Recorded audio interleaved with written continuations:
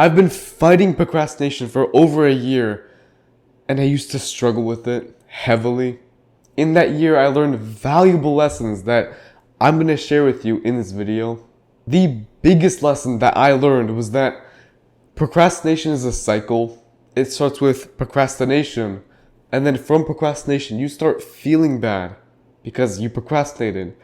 Because you start feeling bad, you decide to distract yourself. And from that distraction, you procrastinate more. It's a three-way cycle of despair and procrastination, obviously.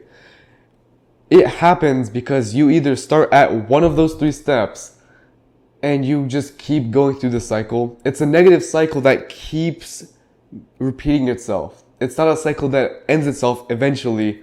You have to step in and end it. And I'm going to go over each of those three phases and what you can do for each of them. For the phase of procrastination, you want to just take action. I know it sounds so simple, but you've taken action without motivation before. You brushed your teeth, you've eaten without feeling like it, right? You don't need motivation to take action. You can take action this very second, actually. I know you're watching a video over how to stop it, but you already know how to stop it. All you have to do is just get out of your chair, stop watching YouTube, and go do it. If you wait on motivation, it's never gonna happen. Because even if you suddenly feel motivated, it's a cycle. It's a up and down spiral of motivation. You might feel very motivated one day, half motivated today, and the next day it's gone, completely gone. You're in a rut again. You don't want that. You want to be on reliance on motivation. If you feel motivated, great, yeah, go ahead. But if you don't need it. And when you start taking action, you'll build momentum. And that momentum will actually give you motivation. So you see how motivation obviously causes action, but action also causes motivation. The biggest lesson that I had to learn about procrastination is that you can take action without motivation. For the phase about bad feelings, the most obvious solution is to just address the feelings, whether it be fear, whether it be stress, whether it be you just are disappointed in yourself. All of those are emotions that you have to address. Sure, you can go through the stoic way of just ignoring your emotions, but really, if you address the root cause of it, you'll find out what the problem is. For example, I used to be scared of uploading YouTube videos, and when I actually just asked myself, why am I scared? I came to the conclusion that I was scared of what other people were going to think of me. And when I put it in that way, when I actually brought it to light, it's like it wasn't even scary anymore. I just felt like I was dumb. And so I just started uploading YouTube videos, and guess what? Nobody cared.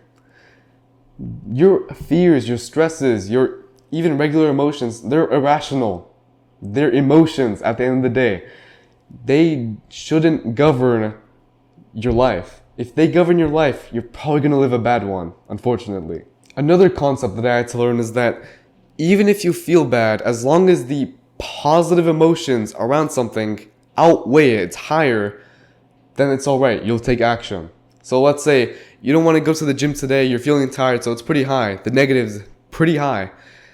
But all of a sudden, if your friend wanted to work out with you, the positive goes up here, and so you go and work out.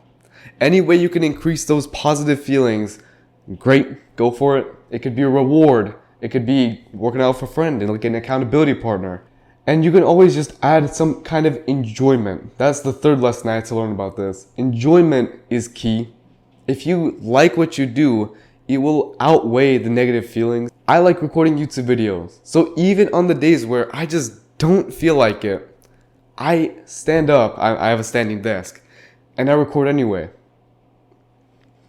For me, it's not a problem because I like doing it. If you enjoy something, you don't need any motivation. You don't need even really any good feelings around it because you just enjoy it, no matter what. Quick recap of this section is to just make your good feelings outweigh your bad ones and just address your bad feelings. There's probably a reason why you have those feelings. And the last phase is distraction. This is a very deep lesson that I had to learn. I realized over my personal experience that people distract themselves because they want to escape their life. Whether that be, again, a feeling, like I mentioned earlier, it could be a negative event, trauma even. We distract ourselves because we want to distract ourselves from something, right? It sounds so obvious, but when you realize that you're distracting yourself for a reason, you can go ahead and solve that reason. For me, I used to be like a nerd loser in school. I'm going to be completely honest with you. And so I distracted myself with video games because I wanted to feel cool. I wanted to feel like an alpha male. You know, it sounds funny, but I wanted to feel like powerful. I wanted to feel like I was actually doing something with my life. And so instead of actually doing something with my life, I played video games, right? And when I started working on myself, I didn't have the need to distract myself anymore. I didn't have a need for video games because it feels like my life is already a video game. So I want you to honestly ask yourself, why am I distracting myself? Why do I scroll on TikTok? What am I running away from? And I honestly want you to pause the video and think about it, because when you find out the answer to that question, you'll feel like everything else falls in place. It's the last piece of the puzzle that you just need to find. And a more actual tactical solution is to become more aware. Have you ever had one of those scrolling montages where you just scroll for 2, 3, 4 hours straight, and at the end of it all, you just snap back to reality and you realize, whoa, what was I just doing? It's like you're dazed and confused because you don't even know what happened. Those moments happen because we're not aware, we're not present. And a long-term solution to this is to meditate. Honestly, I swear by meditation. I gotta be real with you. Just yesterday, I probably scrolled for about 4 hours straight on the internet. And guess what? I didn't meditate that day. It feels so wishy-washy. It feels like a big coincidence, but I promise you, when you meditate, there will be a huge increase in how much time you create for yourself. The only way to see what I'm talking about is to actually try it. Now that we've gone over procrastination, distraction, and feeling bad, you probably had one that just resonated with your soul, that resonated with your heart, and you realized that, wait, I need to use this. And so I want you to go back and watch that part specifically, and even take notes if you have to, because it's one thing to watch a video, feel like you got a sudden big revelation, but then never do anything about it.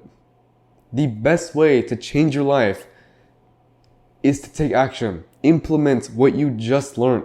And you don't have to implement this whole video.